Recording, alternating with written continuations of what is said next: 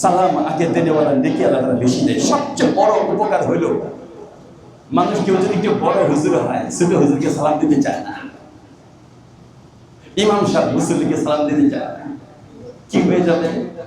তো মনে হয় যে আমিত্বটা একটু কমে যাবে।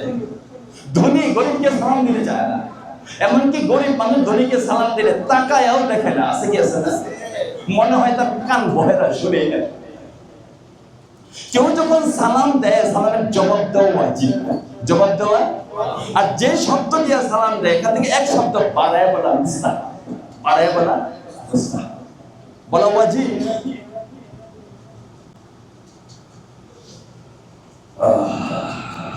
নবীজির এক দামি হাদিস আছে, লা তাদখুলুল জান্নাতা হাত্তা তুমিনু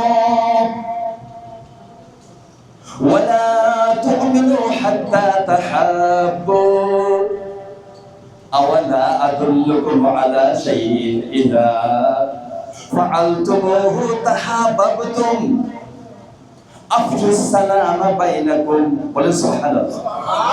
আমরা শান্তি খুঁজি, কেন শান্তি পাই না? স্বামী স্ত্রীর মধ্যে মহব্বত নাই, কেন জানেন?